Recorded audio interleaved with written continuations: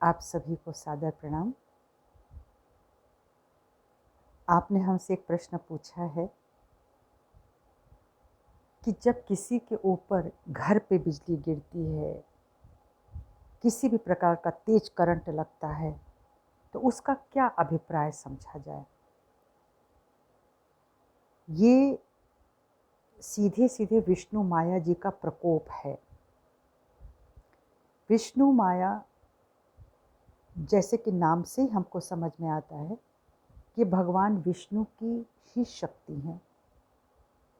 इस जीव और जगत के बीच में जो माया आ जाती है, वह माया जो मोह की माया होती है, विश्व माया होती है, जो अणु रेणु में समाई हुई जो चीज़ें हैं, जो माया है, जो हमें दिखती है, जिनसे मोह होता है, ये अणु माया होती है। इसी तरह से सर्व जीव के लिए जो माया काम करती है, उनको महामाया शक्ति कहते हैं। माया से महामाया की ओर बढ़ने का जो विकास क्रम है, वह मानव को महामानव की तरफ लेकर जाता है। इसके अलावा श्री विष्णु माया की जो शक्ति होती है, वह जीव को उत्प्रेरित करती है परम से मिलाने के लिए, यानी विराट से मिलाने के लिए, अर्थात भगवान विष्णु से मिलाने के लिए। जो पालक हैं वो समझाते हैं कि ये सब माया है, ये नश्वर है। हम बहुत कुछ अच्छा सोचते हैं, अच्छा बनना चाहते हैं, पर लगता है कि कोई चीज़ है जो बीच में आ जाती है और उसको पूरा होने नहीं देती, तो हम माया में घिर जाते हैं। हम उस चिंता में चले जाते हैं, चिंतन के बियॉन्ड, उसके अलावा, उसके ऊपर जो चिंतन करते हैं वो महामाया के नज़दीक जाते हैं। जो उसके भी ऊपर निकल जाते हैं वो श्री विष्णु माया के करीब जाते हैं। विष्णु माया उनको परम से मिला देती हैं। तो ये जो हमारे, मैं आपके उल्टे हूँ, फ्रंट कैमरा है, तो मैं जो हाथ रख रही हूँ वह मेरे शरीर का बायां हिस्सा है। तो ये जो मैं हाथ रख रही हूँ, ये मैं अपने बाएं हिस्से पर रख रही हूँ। पीछे की तरफ जो हम हाथ ले जाते हैं, यहाँ पे बाईं विशुद्धि कही जाती है। ये हिस्सा बाईं विशुद्धि का ये तत्व जो है वो श्री विष्णु माया का ही है।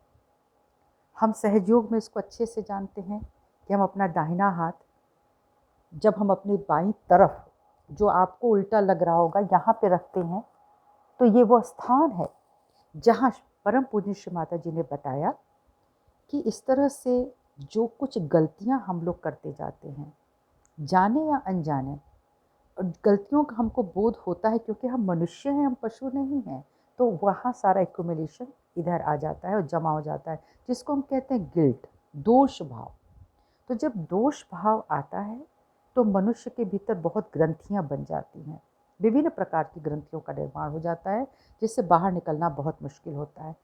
एक ग्रंथि बनती है जब हम किसी की पवित्रता का अपमान करते हैं, हम गलत संबंध बनाते हैं, तब भी जाकर के ये ग्रंथि बढ़ जाती है और मनुष्य में एक्यूमुलेट हो जाती है।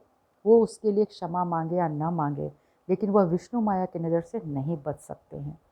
तो जो दैवीय प्रकोप आते हैं, तूफानों से, बिजली गिरने की घटना, ये सब विष्णु माया जी के ही कुपित होने से होता है। माने यह जीव इतना मूर्ख है कि वह परा को तो मिलना ही नहीं चाहता है, वो ईश्वर से मिलना ही नहीं चाहता है, और इसी दुनिया में रमना चाहता है। तो अणु माया, विश्व माया और महामाया, उसके बाद आपकी विष्णु माया। तो इस तरह से माया के विभिन्न आकार प्रकार हैं और हमको समझना होगा कि हम इस माया से बाहर कैसे निकलें। अगर हम लिप्त होंगे तो हम कभी भी माया से बाहर नहीं निकल सकते। और लिप्तता का अर्थ यह नहीं है कि हम जो अटैचमेंट है उसका ये अर्थ नहीं है कि हम किसी के लिए सदैव रोते रहें, उसके मुंह में फंसे रहें। और अलिप्तता का अर्थ ये नहीं है कि हम किसी को एकदम नकार दें, हम कठोर हो जाएं, ऐसा कुछ नहीं है। यह ममत्व से दूर, मोह से दूर एक प्रकार का प्रेम है, नैसर्गिक प्रेम, जो सबके प्रति होगा। आपके साथ जिसने भी अच्छा किया, आप उसको भी प्यार करते हैं।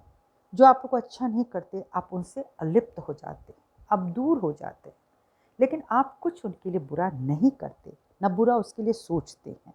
यह श्री कृष्ण भगवान की जो शक्ति है निर्लिप्तता की, वह हमारे अंदर श्री विष्णु माया जी की ही कृपा से आती है।